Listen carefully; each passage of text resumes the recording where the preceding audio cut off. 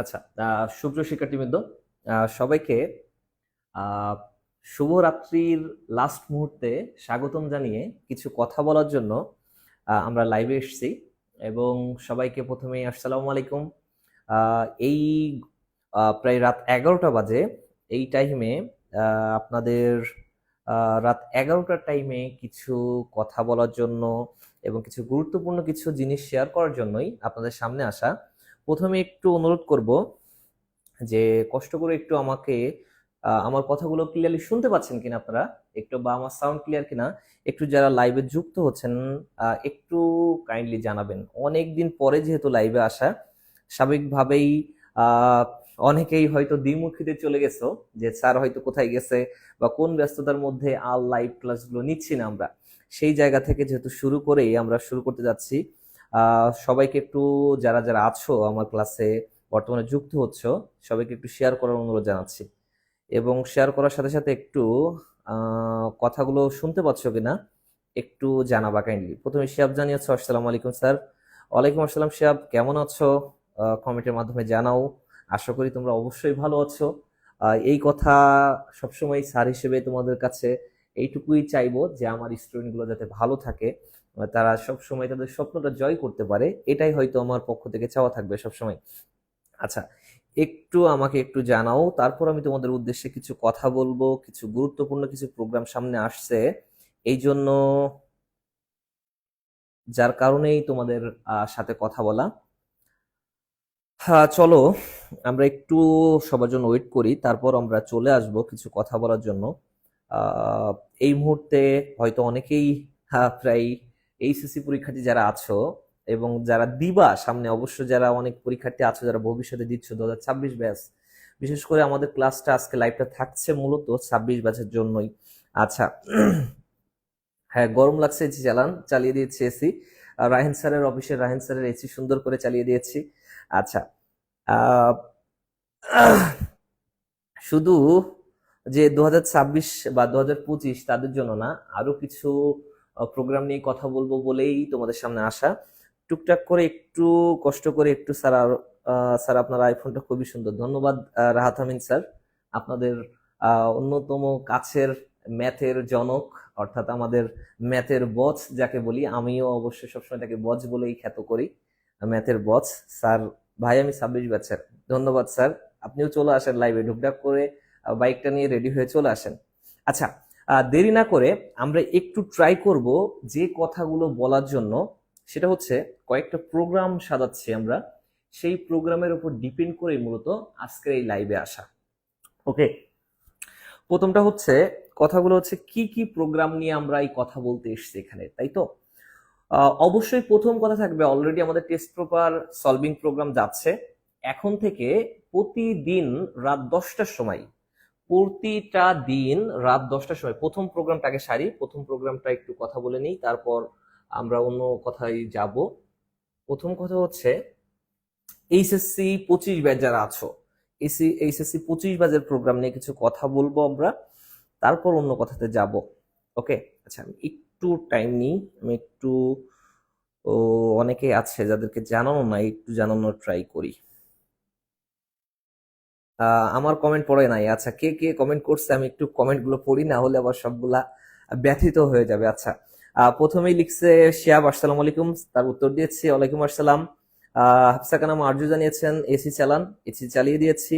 নুসাইবা আমিন বলছে আমি এইচএসসি 30, আমি কি চান্স পাবো? আপনি এইচএসসি 30 যেহেতু বাচ্চা শিশু এখনো, বাচ্চা শিশু থেকে একটু দুধের বাচ্চা থেকে একটু আগে দুধ দাঁত গুলো নতুন করে আপনার আহ, আহ, যাওয়ার পরে নতুন করে কর্তন দাঁত, প্রিমোলার, মোলার, ইনসিসর, এগুলো ক্যানাইন, এগুলো উঠতে থাকুক, তারপর আমরা আপনার কথা নিয়ে ভাববো। লামিয়া হাসান জানিয়েছেন স্যার ঘুম আসছে, ঘুম কাটিয়ে দিচ্ছি, একটু টাইম দেন, ঘুম কেটে যাবে। কারণ সামনে আপনাদেরও তো স্বপ্ন জয় করতে হবে। তার জন্য অনেক কথা আছে। খালি একজনের কমেন্ট পড়ছে, চল জায়গা আমরা না যাওয়ার দরকার নেই। আচ্ছা ঠিক আছে, এখন বলি আসলে, ঠিক আছে। আচ্ছা, প্রথম কথা হচ্ছে আমরা যেই জিনিসটা নিয়ে কথা বলতে যাচ্ছি, প্রথমত এইচএসসি মূলত 25 ব্যাচ যারা পরীক্ষার্থী, অর্থাৎ 26 তারিখ থেকে পরীক্ষা শুরু, ঠিক আছে, 26 জুন থেকে ওদের পরীক্ষা শুরু। এই 26 জুন পরীক্ষা যেহেতু শুরু তোমাদের, এই ক্ষেত্রে হাতে গোনা ধরতে গেলে 10 দিনও নাই। কারণ আজকে অলরেডি তোমার হচ্ছে 14 তারিখ, এবং এই টাইমটাতে হিসাব করলে আসলেই কি হচ্ছে বলতো, যে টাইম নাই। কারণ তোমাদের ধরে নিতে হবে যে প্রথম পরীক্ষার 2-3 দিন আগে, তোমাদের প্রথম পরীক্ষার 2-3 দিন আগে ওই পড়াটা, ওই সাবজেক্ট নিয়ে তোমরা ব্যস্ত হয়ে থাকবে, এটাই স্বাভাবিক। তাহলে এখন আপনি এই কথা কেন বলতেছেন? এখনো আমি চাই যে অল্প কিছু সময়ের মধ্যে হলেও তোমরা যাতে বায়োলজির এই জায়গাটা, মানে ভীতির যে জায়গাটা, এই কয়েকদিনে অনেক স্টুডেন্ট আছে, এটাই সত্য কথা, এমন অসংখ্য স্টুডেন্ট আছে যারা এখনো পর্যন্ত এইভাবেই মনে করতেছে যে সামনে পরীক্ষাটা আসলে কিভাবে পাস করব, এখনো পাস মার্ক নিয়ে চিন্তিত আছে। তাদের জন্য আমি একটু কথা বলতে চাই। প্রথমে এইটা যে আমরা যেহেতু লাইভ ক্লাস বললাম, ডাইরেক্টলি ঘোষণা করলাম প্রতিদিন রাত 10টা পর্যন্ত, মিনিমাম 22 তারিখ পর্যন্ত আমরা ট্রাই করব প্রতিদিন রাত 10টার সময় লাইভ ক্লাস নেওয়ার। এবং এই লাইভ ক্লাসের অনেক অংশ জুড়ে থাকবে আমাদের টেস্ট পেপার সলভিং প্রোগ্রাম নিয়ে, যে টেস্ট পেপার সলভিং প্রোগ্রামে আসলে আমরা কি সাজিয়েছি, এই টেস্ট পেপার সলভিং প্রোগ্রামে আমাদের কি জানা ছিল বা কি দরকার ছিল, এই প্রোগ্রামে কি কি থাকছে এই প্রোগ্রামটাতে, যার এই আজকের লাইভের লাস্ট টাইমটাতে আমরা কয়েকটা প্রশ্ন সলভ করে দেখাবো তোমাদেরকে। যারা এইচএসসি পরীক্ষার্থী আছো, অনেকে যুক্ত হচ্ছে টুকটাক করে আমি জানি, এই এইচএসসি পরীক্ষার্থীদের উদ্দেশ্যে বলা থাকবে এই যে তোমরা হচ্ছে অবশ্যই প্রশ্নগুলো একটু দেখার ট্রাই করো। এবং এই সিকিউ বা এমসিকিউ আমরা প্রোগ্রামটা আসলে কিভাবে সাজিয়েছিলাম, এটা আসলে তোমাদের লাইভ করে আমাদের অনেক আগেই জানানোর দরকার ছিল। যেহেতু ঈদের ছুটিতে তোমরা চলে গেছো, আমিও ঈদের ছুটিতে চলে গেছিলাম, যার কারণে আমরা দেখাইতে পারি নাই, যার জন্য তোমরা এখনো পর্যন্ত বুঝতে পারো নাই আসলে টেস্ট পেপার এই সলভিং প্রোগ্রামটা আমরা আসলে কিভাবে সাজিয়েছি। এখন এই যে কয়েকটা দিন লাইভে আসবো, প্রত্যেকটা অধ্যায়ের বেশ কিছু গুরুত্বপূর্ণ প্রশ্ন নিয়ে আমরা আলোচনা করব এবং সেগুলো সমাধান করে জানাবো। এবং এই প্রশ্নগুলোই পরীক্ষায় আসবে প্রায় 90%। কথা হচ্ছে এটাই সত্য কথা, প্রতিটা বছর বিগত বছরের যে প্রশ্নগুলো আছে এগুলো লক্ষ্য করলে দেখা যায় এইচএসসি তে কিন্তু কিছু টপিক তুমি যদি অ্যানালাইসিস করে পড়তে পারো, এই অ্যানালাইসিস করা টপিক তুমি পড়তে পারলেই কিন্তু একটা ভালো মার্ক নিয়ে তুমি সুন্দর করে বায়োলজিতে তুমি বের হয়ে আসতে পারবে।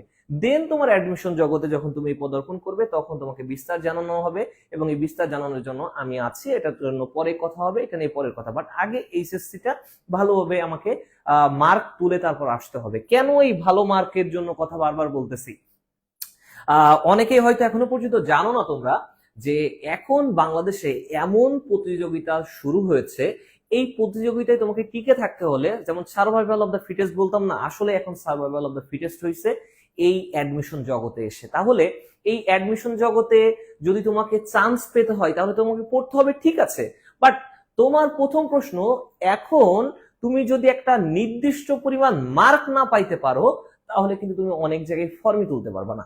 এ প্লাস তো দূরে থাক, অসংখ্য এ প্লাস পরীক্ষার্থী আছে যারা, যেমন রাজশাহী ইউনিভার্সিটির কথা বলি তোমাদের, রাজশাহী ইউনিভার্সিটিতে হয়তো 24,000 বা 28,000 ফর্ম তুলতে পারছে এই বছর। এ প্লাস পাইছিল কত? এ প্লাস পাইছে 90,000, 1,00,000, 1.5 লাখ, এত মাত্র ফর্মই তুলতে পারছে 24,000। তার মানে তুমি বুঝতেই পারতেছো তোমার রাজশাহী ইউনিভার্সিটি একটা স্বপ্নের জায়গা, যেখানে তুমি ফর্মই তুলতে পারতেছো না। জগন্নাথ ইউনিভার্সিটির ক্ষেত্রে সেকেন্ড টাইম নাই, এদের ক্ষেত্রেও একটা বড় মার্ক তোমাকে পেয়ে তারপর তোমাকে ওখানে পরীক্ষা দিতে হচ্ছে।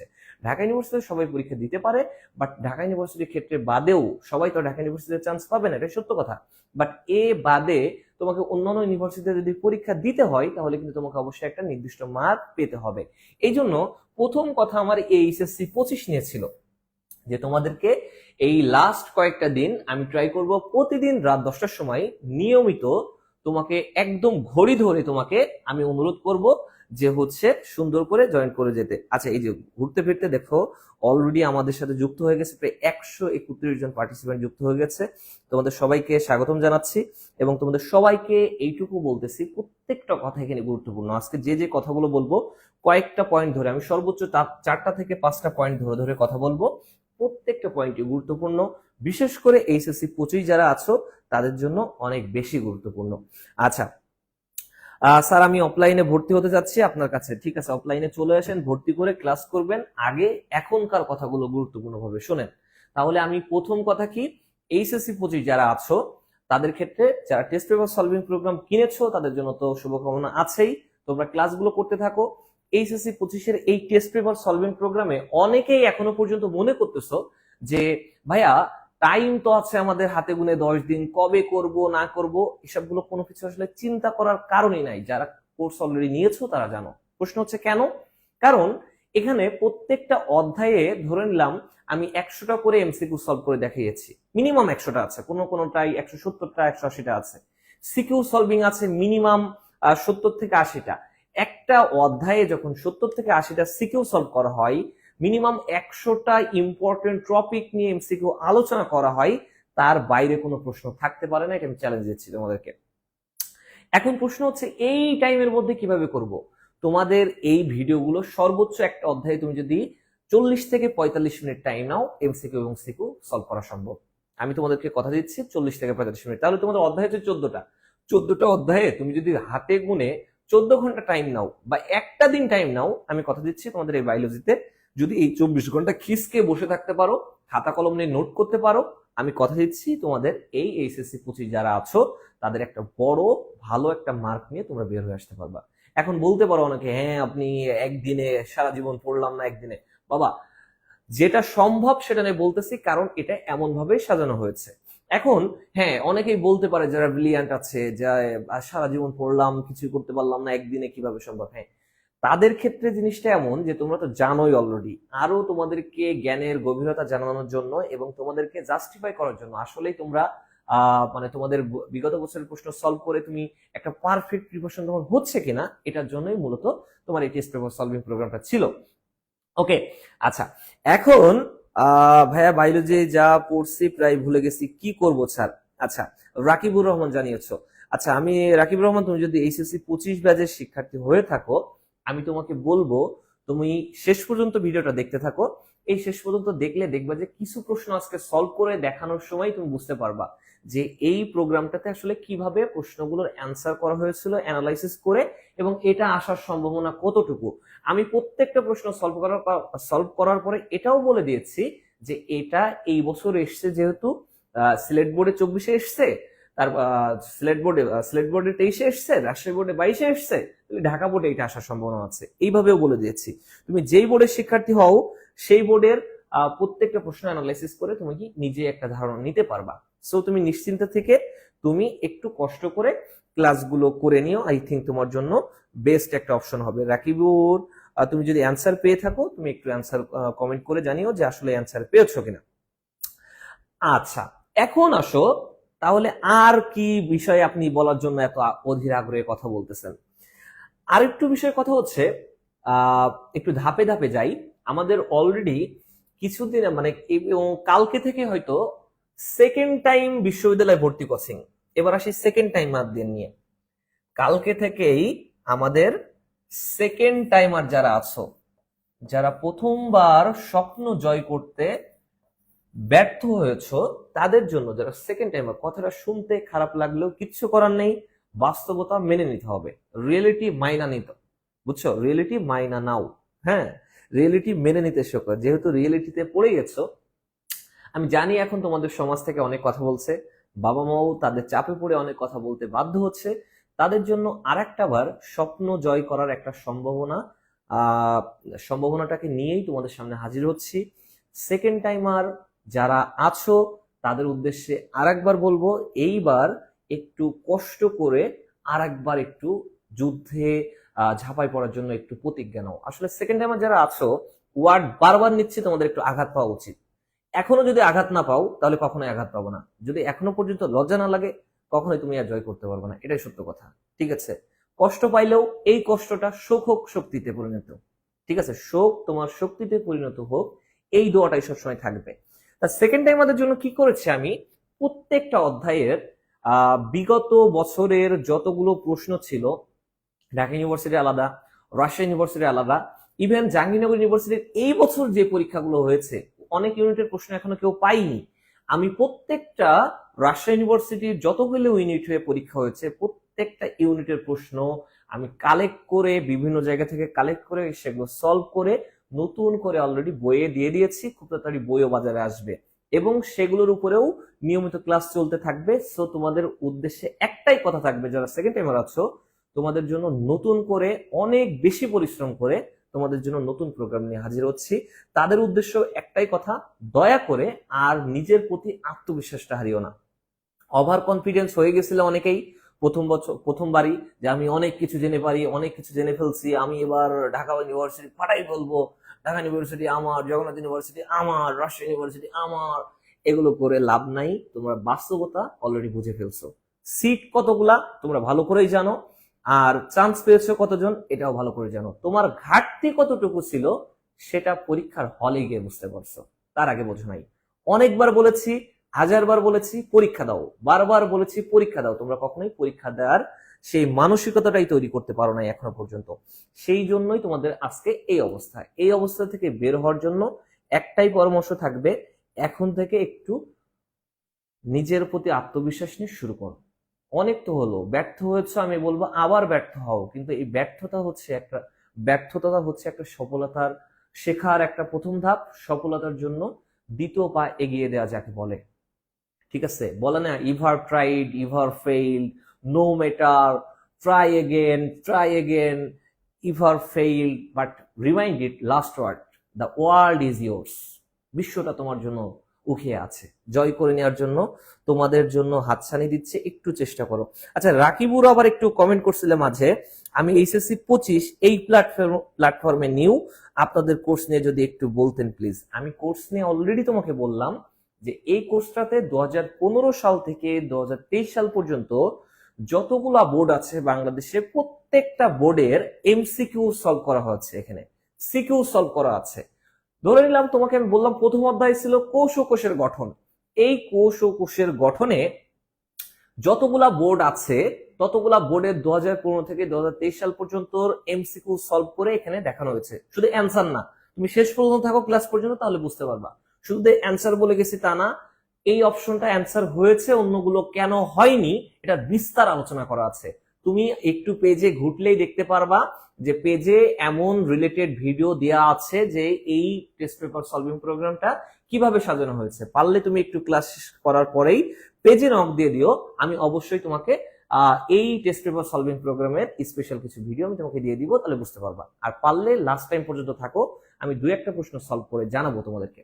আচ্ছা, তাহলে যেই উদ্দেশ্যে কথা বলছিলাম, সেকেন্ড টাইমারদের নিয়েছিলাম, সেকেন্ড টাইমারদের নতুন করে স্বপ্ন দেখার জন্য অনুরোধ করতেছি এবং নতুন করে আত্মবিশ্বাস নিয়ে সামনে এগোনোর জন্য কথা বলতেছি। তোমাদের জন্য সেকেন্ড টাইমারদের নিয়ে তোমার বিস্তার একটা তোমাদের টিচার প্যানেল আছে, তোমাদের ফিজিক্সের শাকিল স্যারের কথা অলরেডি জানো তোমরা। শাকিল স্যারের সাথে আরো নতুন বুয়েটের কিছু টিচার আসতেছে। আমি কেমিস্ট্রিতে তোমাদের তামিম স্যার আছে, বিশেষ করে তোমাদের অন্যতম আকর্ষণ থাকবে সাদ্দাম হোসেন রিপন স্যারের কথা বলে রাখলাম। ম্যাথের জন্য বুয়েটের ছোট ভাই ইমাম আছে, তারপর হচ্ছে রাহাত আমিন স্যার আছে, বায়োলজির জন্য আমি আছি, অন্য একটা ম্যাডাম আছে, সবার জন্য একটা অন্যতম আকর্ষণ থাকবে। ঠিক আছে, অবশ্যই বলে রাখি বায়োলজির জন্য আমার সাথে আমাদের অন্য একটা ম্যাডাম দেখতে বলবা, তিনিও একটু বিস্তার ভাবে তোমাদেরকে বোঝানোর ট্রাই করবে, আমাদের হেল্পিং হ্যান্ড হিসেবে কাজ করবে। ঠিক আছে, সেই পর্যন্ত তোমাদের অনুরোধ থাকছে যে অবশ্যই অবশ্যই যারা সেকেন্ড টাইমার আছো একটু পেজগুলো ফলো করতে থাকো এবং কালকে বা পরশু থেকে যে নির্দিষ্ট টাইমে লাইভ ক্লাস হবে সেকেন্ড টাইম নিয়ে, এই সেকেন্ড টাইমের ক্লাসগুলো একটু দেখতে থাকো। আমি আবারও বলছি, প্রত্যেকটা ইউনিভার্সিটির প্রশ্ন নতুন করে বিশ্লেষণ করে তোমাদের সামনে হাজির হওয়া হচ্ছে। ওকে, আচ্ছা, এখন আর কি, তাহলে সেকেন্ড টাইমারদের নিয়ে কথা বললাম। তোমাদের অনুরোধ থাকবে সেকেন্ড টাইমারদের নিয়ে একটাই কথা, যে কোথাও আপাতত ভর্তি না হও, একটু ধৈর্য ধারণ করে যেগুলো বলতেছে এগুলো শুনে একটু ট্রাই করো ক্লাসগুলো করার, তাহলে বুঝতে পারবা যে পূর্বের ক্লাসগুলো কেমন ছিল আর এখনকার ক্লাসগুলো কেমন হবে। আচ্ছা, এবার আসো আর একটা প্রোগ্রাম নিয়ে কথা বলবো। সেকেন্ড টাইমার গেল, 2টা প্রোগ্রাম নিয়ে অলরেডি কথা বলছি। প্রথম কথা বলছি হচ্ছে এইচএসসি 25 ব্যাচ নিয়ে কথা বলছি, দেন আমি কথা বললাম সেকেন্ড টাইমার নিয়ে, দেন কথা বললাম কি বলো নিয়ে, সেকেন্ড টাইমার নিয়ে। আচ্ছা, এবার আরেকটু যেহেতু ইউনিভার্সিটির ভিতরে ঢুকে গেছি, ইউনিভার্সিটি রিলেটেড আরেকটু কথা বলে রাখি। যারা মেডিকেল ভর্তি পরীক্ষার্থী আছো তাদের উদ্দেশ্যেও কথা থাকবে। যারা সেকেন্ড টাইম মেডিকেল দিতে চাচ্ছ তাদের জন্য কথা থাকবে যে এই যে আমরা আহ, একটা হচ্ছে ডাক্তার অর্থাৎ ডিএমসির যে যতগুলো স্বপ্ন পূরণের জন্য যতগুলো রাস্তা আছে অর্থাৎ ঢাকা মেডিকেলের পর্যন্ত, হ্যাঁ সেকেন্ড টাইম থেকেও কিন্তু অনেকে ঢাকা মেডিকেলে টপ করতে পারে।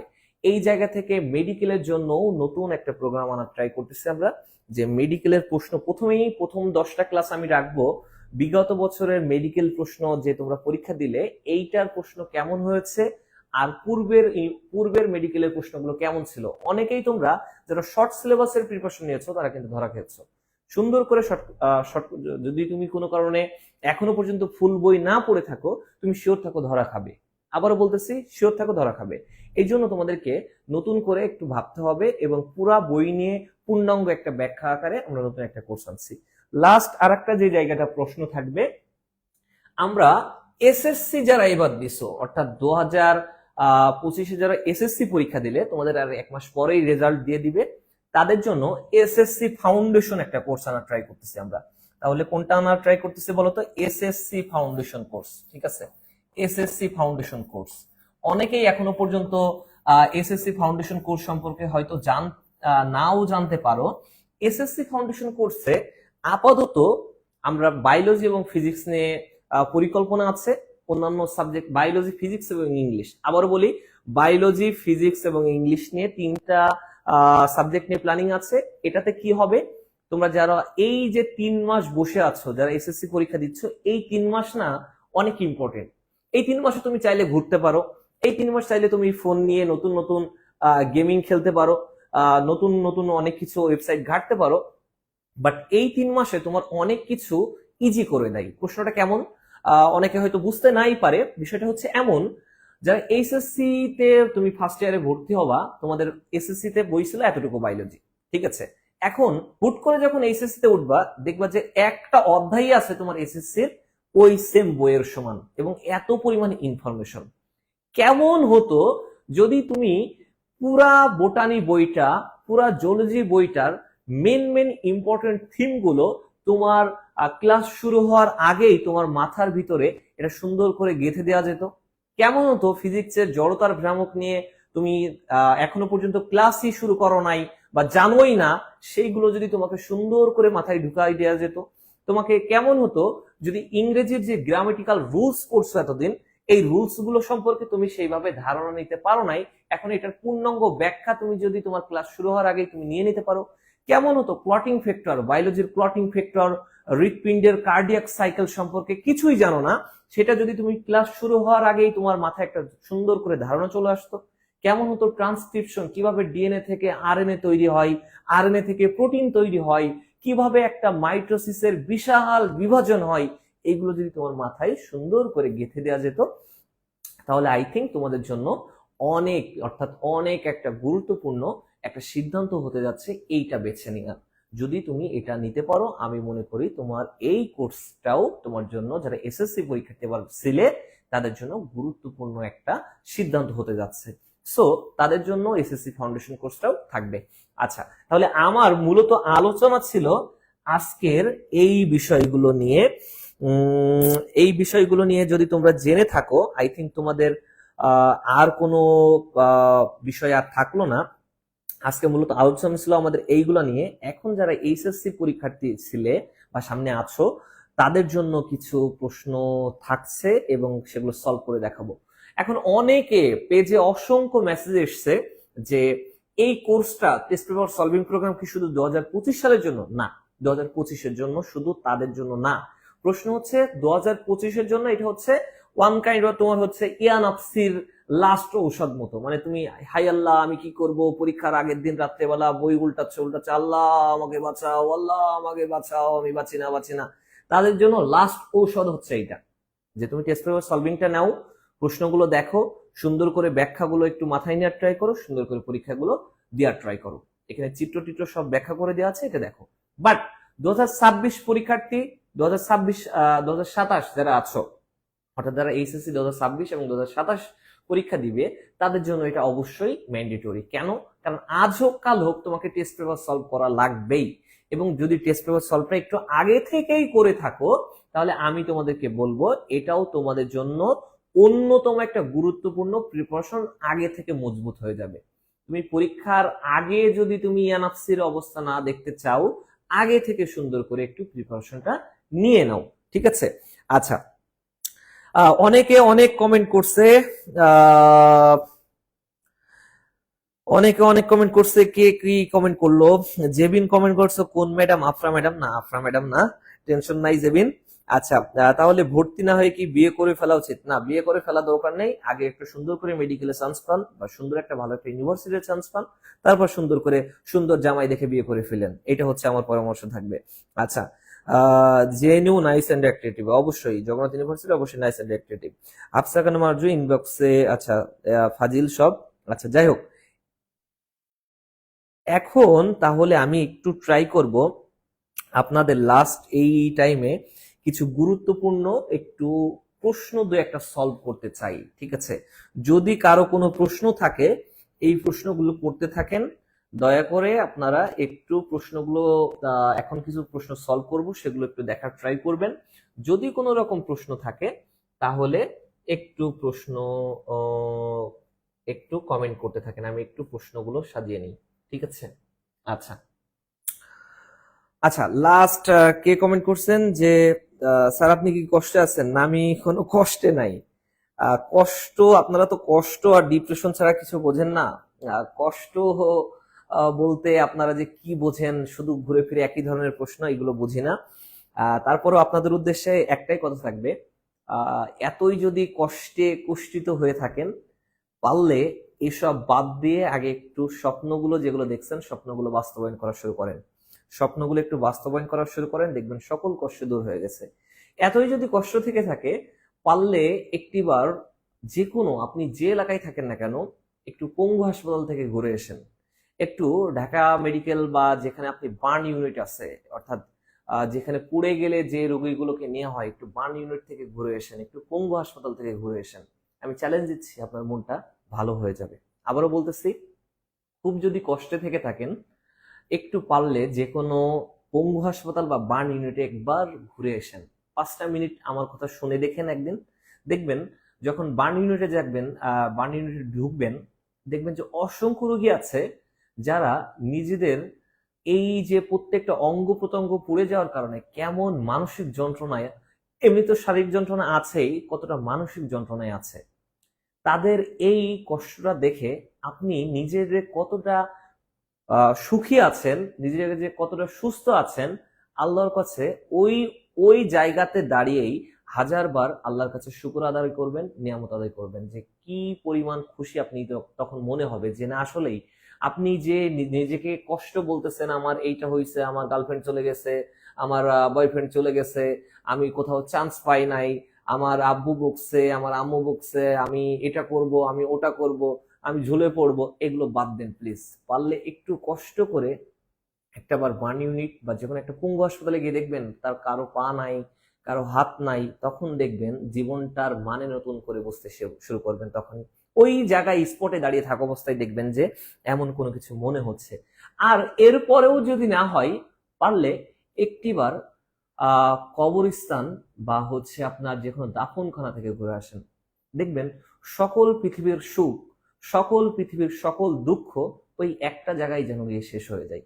আবারও বলতেছি, একটিবার পারলে যখনই কষ্ট থাকবেন, আমি যাই, পারলে আমার সাথে চলে আসবেন, সুন্দর করে কবরস্থান থেকে ঘুরে আসবেন আমার সাথে, দেখবেন মনটা কতটা আপনার হালকা হয়ে গেছে। তখন বুঝতে পারবেন যে শেষ ঠিকানা এখানে, কত গর্ব ছিল, কত অহংকার ছিল, কত অহর্মিকা ছিল, কত রকম রাগ, ইগো, অভিমান ছিল, সকল কিছু কিন্তু ওই ধুয়ে মুছে ওই একটা জায়গায় চলে গেছে। কেউ তো আর অভিমানী নাই, কেউ তো আর অহংকারী নাই, ঠিক আছে? সো একটু, ওই যে বলে না, সকল ভালোবাসা নিলাম বুঝে, এবার সে বুঝে নিক মৃত্যুকে ভালোবেসে। বলে না, এই কথাটা কিন্তু দারুণ কথা, যে সকল ভালোবাসা নিলাম বুঝে, এবার সে একটু বুঝে নিক মৃত্যুকে ভালোবেসে। এই কথাগুলো আসলে অনেক কঠিন কঠিন কথা, হয়তো বলে ফেলতেছে, হয়তো মাথার উপর দিয়ে যাচ্ছে, বুঝতে পারবেন না হয়তো। আহ আরো একটা লাস্ট কষ্ট নিয়ে, লাস্ট আর কখনো হয়তো আপনারা আমার সামনে বলবেন না, তাই লাস্ট আর একবার আপনাদের কষ্টের আর একটা কথা বলি। আহ এই যে আপনারা যে কষ্টগুলো নিয়ে কথা বলেন, এগুলোকে আসলে কষ্ট বলে? এগুলোকে আমি তো মনে করি আমার জীবনের সব থেকে অন্যতম কষ্টের জায়গা এই কিছুদিন আগেই ধরেন একটু দেখলাম, যেমন আহ একটু হচ্ছে জানাজায় দাঁড়িয়েছি। তা জানাজায় দাঁড়ানোর পরে আহ বাবা বেঁচে আছে কিন্তু সন্তান মারা গেছে, মেয়েটি মারা গেছে। তার ক্যান্সার ছিল, দীর্ঘদিন প্রায় 1 থেকে 1.5 বছর সে হচ্ছে ক্যান্সারে আক্রান্ত, ব্রেন টিউমার হয়েছিল, ব্রেন টিউমারে আক্রান্ত হওয়ার পরে কিছুদিন আগে সে মারা গেছে, আল্লাহ তাকে জান্নাতবাসী করুক। আমার একটা ছোট বোন। তা আমি যখন মনে আছে তার বাবা বেঁচে আছে কিন্তু তার বাবা আছে ইতালিতে। গল্পটা শুনেন, অনেক মানে হচ্ছে বেদনাদায়ক। আশা করি এরপরে আপনাদের মনে আর কষ্ট থাকবে না। তো উনি আছে ইটালিতে, উনি কোনোভাবে ওই টাইমে আর আসতে পারতেছে না, মেয়ে কিন্তু মারা গেছে। এবং সে ইটালিতে গেছে মেয়ের কারণেই, কারণ দীর্ঘদিন যে পরিমাণ অর্থ ব্যয় করা লাগছে, কারণ আসলে বাবা মা সন্তানের জন্য সবকিছু করতে পারে, নিজের জীবনটা আসলে দিয়ে দিতে পারে। কেউ, অনেকে অনেক কথা বলবে আপনাকে, আমি জীবন দিয়ে দিব, সেই জীবন দিয়ে দিব, কোনো লাভ নেই, একমাত্র বাবা মা ছাড়া এগুলো কেউই বোঝে না, বুঝছেন? তা তার বাবা আছে ইটালিতে, চলে গেছে মেয়ের জন্যই, যাতে তাকে আরো ভালোভাবে চিকিৎসা করাইতে পারে, এই জন্য। তা মেয়ে মারা গেছে, কোনোভাবে আসতে পারতেছে না। তা আমি জানাজায় যখন দাঁড়ালাম, তার চাচা হচ্ছে তার জানাজা করাবে। তা আমি, সেই চাচাটা বলতেছে, আমার কিন্তু খুব যে কাছের কেউ তা না, বাট আমার বন্ধুর বোন, তার মানে ওয়ান কাইন্ড অফ আমারও বোন, বাট আমি চোখের কান্না কোনোভাবে আমি ফেলতে পারলাম না। ওই টাইমে তার চাচা যখন জানাজায় গেছে, সে 2টা ওয়ার্ড ইউজ করলো, যে তার বাবা নাই, আমি ধরেন এখন তার বাবা। তা আমার মেয়েটা যদি কোনো রকম এই বয়সে যে কেমন, যে বাবার কাঁধে সন্তানের লাশ, এর থেকে কষ্টের জিনিস হয় না। আর যে 2টা ওয়ার্ড নিল, সেই 2টা ওয়ার্ডই আপনাদেরকে বলার জন্য বলতেছি, যে আমার সন্তান যদি কোনো রকম, পাড়া প্রতিবেশীদেরকে বলতেছে, কোনো রকম কোনোদিন কোনো একটা ওয়ার্ড বা কোনো কিছুতে চলাফেরায় যদি কষ্ট করে মানে কষ্ট পেয়ে থাকেন, আপনারা প্লিজ একটু ক্ষমা করে দিন আমার মেয়েকে। এটা যে কতটা কষ্টের কথা, যে বারবার বলতেছে, কি ক্ষমা করে দিলেন তো, দিলেন তো ক্ষমা করে আমার মেয়েকে, আমার মেয়ের জন্য দোয়া করেন, আমার মেয়ে যাতে জান্নাতবাসী হোক। এটা যে কেমন কষ্টের কথা হতে পারে বা কেমন কষ্টের জিনিস হতে পারে, আমার কেউই মানে অতটাও শুভাকাঙ্ক্ষী না, বাট আমি এই কথা শোনার পরে আমার চোখ দিয়ে আহ অঢলে আমার চোখের পানি পড়তেছে, যে এটা কেমন হইতে পারে, কতটা বেদনাদায়ক হতে পারে। এক তো সন্তানের কাঁধে বাবার কাঁধে সন্তানের লাশ, এমনি কষ্টের। আর এই কথাটা শুনে আমি আসলেই ভাবলাম যে আসলেই তো এরপরে আর কষ্টের জিনিস কি হতে পারে বলেন। আমি জানি না আপনারা বুঝেছেন কিনা, বাট এটা আসলে অনেক বেদনাদায়ক ছিল আমার। ধরেন যদি অন্যতম একটা স্মৃতিদায়ক কোনো কিছু হয়ে থাকে, আমি কখনো ভুলবো না এটা। এর থেকে বড় কষ্টের জিনিস হতে পারে না পৃথিবীতে। আপনারা যেগুলো কষ্ট বলে থাকেন, আসলে এটা কোনো কষ্ট আসলে আমি মনে করি না যে এরপরে আর কোনো কষ্টের জিনিস থাকতে পারে। তাহলে আপনারা যদি কখনো কষ্টে থাকেন, এই 3টে জিনিস মনে রাখেন। পারলে একটু পঙ্গু হাসপাতাল থেকে ঘুরে আসেন, পারলে একবার বার্ন ইউনিটে ঘুরে আসেন, পারলে আমার এই কথাটা একটু শোনার ট্রাই করেন, যে কথাটা এখন বললাম। আশা করি জীবনে কখনো কষ্টের কথার মাথায় আসবে না আপনাদের। আল্লাহ অনেক ভালো রাখছে, এইটুকু মাথায় রাখেন।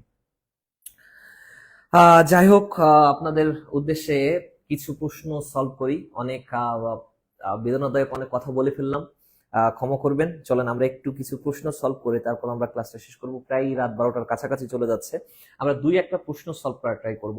আচ্ছা, যারা ইউনিভার্সিটি পরীক্ষা দিচ্ছেন তাদের উদ্দেশ্যেও পড়িয়েছিলাম, যারা এইচএসসি পরীক্ষা এবার দিবেন তাদের জন্য গুরুত্বপূর্ণ। আহ, আহ, কেন গুরুত্বপূর্ণ চলেন একটু আমরা দেখি। বারবার এই প্রশ্নটাই কেন পরীক্ষায় আসে, মনে করে দেখেন যারা অ্যাডমিশন পরীক্ষার্থী ছিলেন, এবছর বারবার বলেছিলাম যে এই জায়গা থেকে প্রশ্ন আসে। ঠিক এইচএসসি তেও এসেছে, দেখেন অলরেডি বরিশাল বোর্ড 2023 সালে এই প্রশ্নটি এসেছে। সেটা কি, আপনাদেরকে একটু ভেঙেই দেখাই।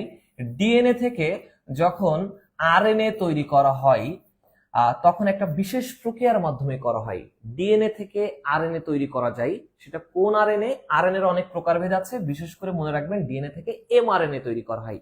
What is the meaning of mRNA? এটা মানে হচ্ছে মেসেঞ্জার আরএনএ। ঠিক আছে, এই ডিএনএ থেকে যে এমআরএনএ তৈরি করা হলো, এটা হচ্ছে ট্রান্সক্রিপশন প্রক্রিয়া। একদম সহজ জিনিস কিন্তু, ট্রান্সক্রিপশন প্রক্রিয়ার মাধ্যমে। ঠিক আছে, আবার আরএনএ থেকে প্রোটিন তৈরি করা হয়। কি বলেন তো? আরএনএ থেকে প্রোটিন তৈরি করা যায়। এই আরএনএ থেকে প্রোটিন তৈরি করার প্রক্রিয়ার নাম হচ্ছে ট্রান্সলেশন। কি বললাম বলেন তো? ট্রান্সলেশন। সিম্পল ওয়ার্ড, এই জিনিস যদি মনে রাখতে না পারেন পরীক্ষা দেওয়ার দরকার নেই। ডিএনএ থেকে আরএনএ তৈরি করবেন, এটার নাম হচ্ছে ট্রান্সক্রিপশন। আরএনএ থেকে প্রোটিন তৈরি করবেন, এই প্রক্রিয়াটার নাম হচ্ছে ট্রান্সলেশন। তাহলে প্রশ্নই ছিল কি, আরএনএ তৈরি করার, আরএনএ তৈরির প্রক্রিয়া কোনটি? আরএনএ তৈরির প্রক্রিয়া কোনটি? তার মানে বোঝাচ্ছে ডিএনএ থেকে আরএনএ তৈরি করার প্রক্রিয়া। তার মানে কি হবে বলুন তো? অবশ্যই ক নম্বর অ্যান্সার হবে, অর্থাৎ ট্রান্সক্রিপশন অ্যান্সার হবে। যারা যারা অ্যান্সার জানেন পারলে একটু অ্যান্সার করার ট্রাই করেন, আই থিঙ্ক বেটার হবে। আচ্ছা, আমি বেশি সময় নিব না, যেহেতু বলছি আমি একটু কঠিন প্রশ্নের দিকে যাই, ঠিক আছে? আরএনএ থেকে প্রোটিন তৈরি করার প্রক্রিয়াকে কি বলে? ঢাকা বোর্ড 2017 সালে এসেছে, একই কাহিনী। আমি দেখাবো না, সময় করে কালকের ক্লাসে আমরা এটা করে দেখবো। একটা কঠিন প্রশ্নতে যা ট্রাই করি, যেটা যারা এবছর যারা হচ্ছে অ্যাডমিশন পরীক্ষাটি দিয়েছো তাদের জন্য প্রশ্নটি ছুড়ে দিলাম, তারাও একটু সলভ করার ট্রাই করো। যারা পারবে, যে পারবে তাকে আমি অবশ্যই একটা গিফট থাকবে, একটা কিটক্যাট থাকবে। এখান থেকে টান মেরে দিব, ওখান থেকে তোমরা খেয়ে নিবা সুন্দর করে। এই যে এখান থেকে সুন্দর করে লাইভে ছড়ে দিব, টুক করে ওখান থেকে লাইভ থেকে গ্রহণ করে তোমরা এটা গ্রহণ করে নিও। আচ্ছা, যাই হোক, একটু এই প্রশ্নটা যে পারবে, আমি জাস্ট 20 সেকেন্ড বা 30 সেকেন্ড টাইম দিলাম। যশোর বোর্ড 2023 সালে এসছে। যারা যশোর বোর্ডের পরীক্ষার্থী আছে তাদের জন্য দুঃখের খবর হচ্ছে, প্রতিটা বছর যশোর বোর্ড, কুমিল্লা বোর্ড, এই বোর্ডগুলোতে এমন কিছু প্রশ্ন দিয়ে থাকে যে প্রশ্নগুলো মাথার উপর দিয়ে ঢেউ খেলে, ঠিক আছে? এখন যেমন হুট করে পরীক্ষার হলে গিয়ে যারা এই প্রশ্ন দেখবে মাথার উপরে ঢেউই খেলবে আসলে। ইভেন অ্যাডমিশন পরীক্ষার্থী যারা ছিল তারাও পারবে না। দেখে অ্যান্সার করার ট্রাই করো। ডিএনএ টেমপ্লেট সূত্রকের অনুক্রম জিসিএটি হতে উৎপন্ন এমআরএনএ এর বেজ অনুক্রম হবে কোনটি? ভয়াবহ লেভেলের ইম্পর্টেন্ট, বাট ভয়াবহ লেভেলের আবার কি বলতো, এটা ডিসগাস্টিং প্রশ্ন, ওইটা ওয়ান কাইন্ড অফ, ঠিক আছে? আমি একটু দেরি না করে একটু সলভ করার ট্রাই করি, ঠিক আছে? বলছে ডিএনএ টেমপ্লেট সূত্রকের অনুক্রম জিসিএটি হতে উৎপন্ন এমআরএনএ এর বেজ অনুক্রম হবে কোনটি? দেখো, তার মানে বোঝাচ্ছে জিসিএটি এইটার আরএনএ এর বেস তৈরি করতে, বুঝো কিন্তু। আচ্ছা, জি মানে কি বলতো? গুয়ানিন। কার সাথে গুয়ানিন বসে? সাইটোসিনের সাথে গুয়ানিন বসে। তাহলে সির সাথে কি দিলাম? জি। বুঝো কিন্তু, সাইটোসিন আর গুয়ানিন ডিএনএ তেও এক, আরএনএ তেও এক। তাহলে এটা নিয়ে আমার কোনো প্রশ্ন নেই। আমার আলাদা কোন জায়গায়? আলাদা হচ্ছে ডিএনএ তে সবসময় এর সাথে ডাবল বন্ড টি বসে, বাট আরএনএ এর ক্ষেত্রে এটা হয়ে যায় কি বলতো? এর সাথে ইউ বসে, অর্থাৎ থায়ামিনের পরিবর্তে ইউরাসিল বসে। তাহলে আমার তৈরি করতে বলছে, আরএনএ তৈরি করতে বলছে। আচ্ছা, তাহলে সির সাথে তো চেঞ্জ হবে না, বলেছি একটু আগে। সবসময় এর সাথে তোমার হচ্ছে টি বসবে এই জায়গায়, অথবা এর সাথে ইউ বসবে, এটাতে শুধু পার্থক্য দেখতে হবে। সাইটোসিনের সাথে অলওয়েজ কি বসবে? গুয়ানিন। বাট এই জায়গায় কাহিনী দেখো তো, এর সাথে টি বসতো যদি এটা ডিএনএ হইতো, এর সাথে কি বসবে বলতো? ইউ বসবে। কেন? বলছে কি তৈরি করতে? আরএনএ এর বেস তৈরি করতে। আচ্ছা, টি টি কার? টি অবশ্যই ডিএনএ এর। তার মানে এটা তো কোনো পরিবর্তন আনার প্রয়োজন নাই, কারণ টি এর সাথে সবসময় কি বসে? এ। তাহলে আমার পরিবর্তন এসেছে কোন জায়গায়? শুধু এর সাথে ইউ। এটাই মানে আরএনএ এর বেস তৈরি হয়ে গেছে। খুঁজে বের করো সিজিইউএ, অর্থাৎ সাইটোসিন, গুয়ানিন, ইউরাসিল আর অ্যাডিনিন, এটা কোথায় আসে? সিজিইউএ 1 নম্বরে আছে। তাহলে অ্যান্সার হবে এটা। এভাবে আমরা প্রত্যেকটা প্রশ্ন সলভ করে দেখাবো এখন থেকে, এবং নিয়মিত লাইভে থাকার জন্য অনুরোধ জানাচ্ছি। এবং তোমাদের কাছে নতুন যতগুলো প্রোগ্রাম নিয়ে কথা বললাম, কিছু কষ্টদায়ক কথাও বলে ফেললাম, তার জন্য সরি জানাচ্ছি, কিন্তু কথাগুলো মেনে নেওয়ার ট্রাই করো, আই থিঙ্ক ভালো কিছু হবে। আর আমাদের এই প্রোগ্রামগুলোতে নিয়মিত চোখ রাখার ট্রাই করো, এবং সুন্দর করে উপস্থাপন নিয়ে নতুন করে যেহেতু হাজির হচ্ছি, সাথে থাকার ট্রাই করো। সেই পর্যন্ত আমার জন্য দোয়া রাখো, তোমাদের জন্য দোয়া থাকবে। ভালো থাকো, সুস্থ থাকো। আসসালামু আলাইকুম।